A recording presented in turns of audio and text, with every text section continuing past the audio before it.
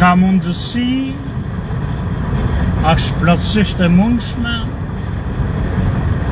që inteligjenca jote, zgjuarësia jote, mençuria jote, logjika jote, s'ka asgjë të bëjë me ty. Është komplet e pavarme nga ti. Nuk prish punë fare se çfarë mendon ti, si vepron ti, si i arrin ti ato konkluzionet e tuja, si zgjidh problemet, nuk ka të bëj fare me ty. Është thjesht interpretimi tjerëve, perceptimi tjerëve për ty. Bosh të dushti, nuk më varet nga ti. Thuj që të dushti, nuk më varet nga ti. Argumento çfarë dushti, nuk varet nga ti. Për shembull, edhe çdo gjë në botë është relative, mos harroni. Jo çdo gjë që thuhet është e gdhend me në mur, edhe bile po që e gdhend me në mur, bile edhe me hekur, edhe muri shembët edhe hekur e shkërin. Kështu që asgjë që thuhet nga kushdo nuk është absolute. Po çdo gjë ka një deri diku. Pra quhet deri diku. Ka një justifikim.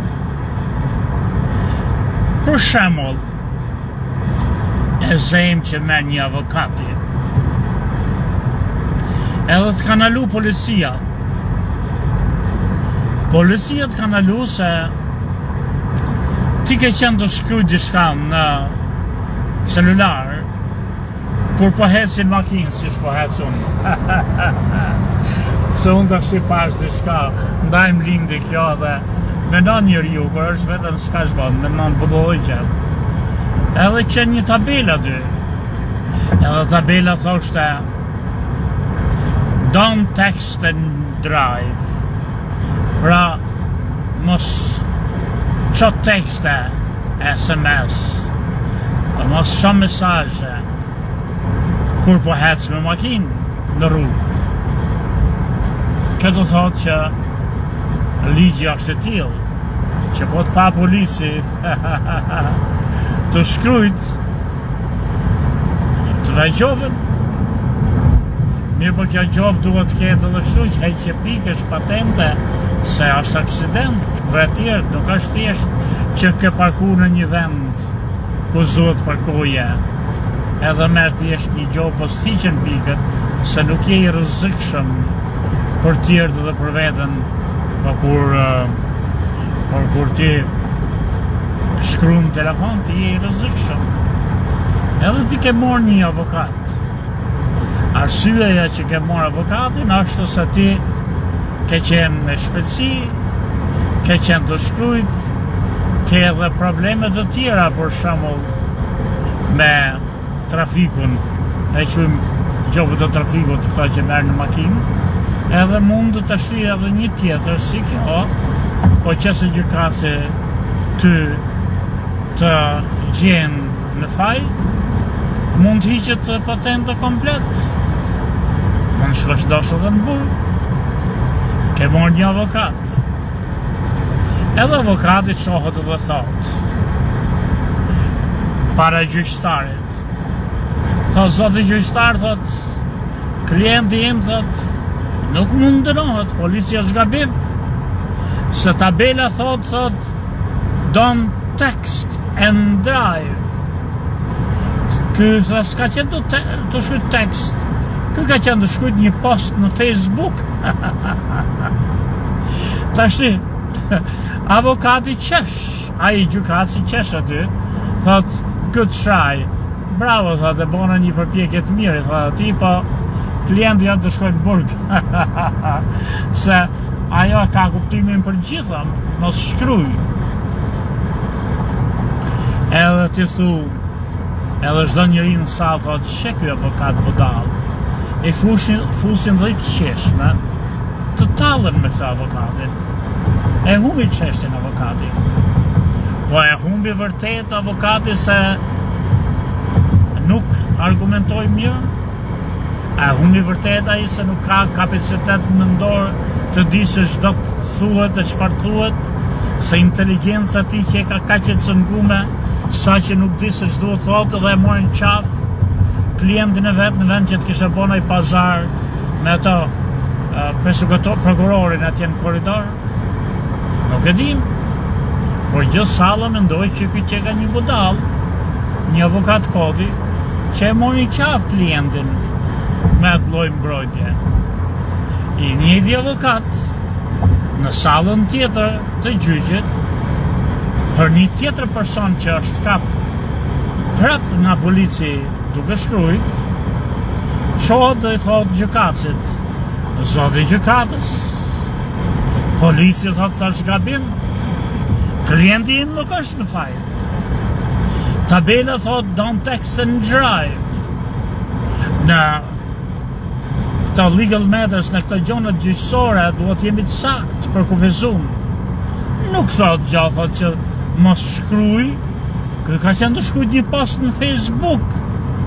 Ti shkruje tamam aty që nuk lejohet të shkrush në celular kur je do hes me makinë në rrugë të madhe, në highway. Edhe gjykatësi shak nga polici, thot polic, çfarë mendon, thot ky ka drejt. Tabela thot don't text and drive.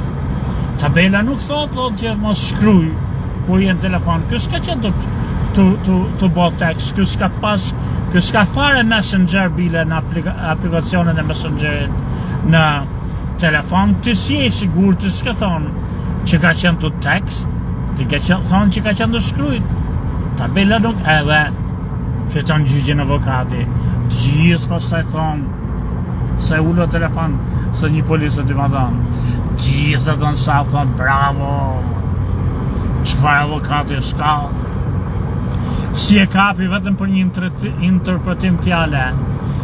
Të dy avokatën thënë njëjtën gjë, të dy në të njëjtin gjykat, të dy për të njëjtin klient, të dy për të njëjtin bilet, për të njëjtin gjë, edhe njonin e quajti salla i madh briljant, tjetrin budall. Pra kapaciteti jot mendor, logjika jote, aftësitë tuaja argumentuese, inteligjenca jote që ka pesë me hiç. Është bota, është komplet ajo. Tjetër gjoja jashteje që vlerëson apo nënvlerëson. Mesë pa të drejtë asgjë nuk mbahet nga ti. Sa njerëz të mençur më të mëdhej janë qujtë, janë bo qeshara. Edhe sa njerëz pa tru në kokë i kanë majtë për mendje briljante në këtë botë. Po që së Trumpi, kur bombardoi natën e parë Iranin, edhe do ta kishte ndalë luftën me njëherë. Se kishte pas që më shumë. E kishte ndalu luftën, e kishte vrarë edhe pastaj mos një muaj, o mos një javë, mos 2 javë, i çonte një urdhër këtyre që kjo do bota se bombardoi prapë. Gjithë bota do t'i përullësh, gjithë bota do t'a vlerësonte, do t'a kishte të merë si që pati ditën mas Venezuelës, por në qoftë se vazhdoj luftën, vazhdoj për nuk vazhdoj, por Irani nuk u dorëzu, tash gjithë do t'a akuzojnë, shkatrojnë NATO-n, i humbi reputacionin Amerikës, nuk qanë më kokën kush, nuk qeka fuqia e madhe që boka ligjin, për arsye se Amerika ka flota detare, flota ajrore, Irani nuk u dashkë të ketë flota, të ketë ca raketa në ujore, ca dronë në ujor, që e kërcënon dhe shkatron. Pra është një lloj që në një familje më tonë, komshit më tonë, janë më të fortë se ti, se kanë pjell 20 kalamaj një 3-4 vlezën aty më tonë. Kurse ju jeni vetëm 2 vlezën dhe keni pjell pa kalamaj, njëri një tjetri. Edhe keni frikë, edhe keni të merë. Sa shumë, atëherë duhet me pjell kalamaj. Po kur ti pjellësh të kalamaj, ti rritësh të kalamaj, ka hikë gjithë jeta. Aha, po ndoshta me shpik një armë, ata e në shpata, të shpik mitrolës. S'ke nevoj me pjellë me rritë kalamaj. Bota është çuditshme.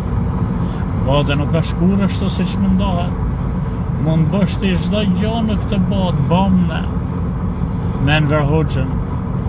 Punoj madh i vogël si sklav ditë natë.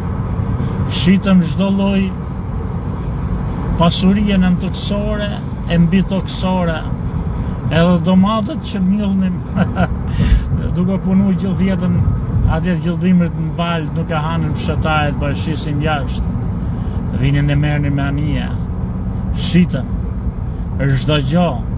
Po nuk volli shteti atëherë, nuk e villte Edi Rama me ballukun e me të gjithë të korrupsionit, edhe ne bom një ushtri që të meronte edhe Evropën.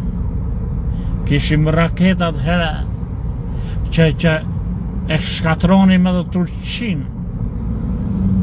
Kishim edhe e gjitha shkoj si rrugë qeth Priskoj Berberit, se erdhi Sali Berisha dhe e shkatroi për interesin e Beogradit. I çoi hekër dhe uzinëve dhe fabrikave, madje dhe shinët e kurudhëve, maskarejve, i çoi në Jugosllavi, në Serbi. Jo vetëm që e shkatroi, po furnizoi me raketët tona, e kam dhafi me hekërët tona, që shkatroi me uzinët, thjesht hekër shkap Beogradin. Kjo është, bash çdo gjë, lodhu për piqu. Asgjë nuk varet nga ti. Është shkoj madh i vogël. Le të punoj për shembull në Greqi, atje në Londër, edhe nuk po ja merr dot paret e tyre Edi Rama. S'ka si ja merr. Se i kanë Londër dhe del edhe thot, Edi thot, esin për shembull, se si bën Edi këto gjëra. I thot atyre, pse punoni jashtë ju? Malet tona thot do bën Zvicër.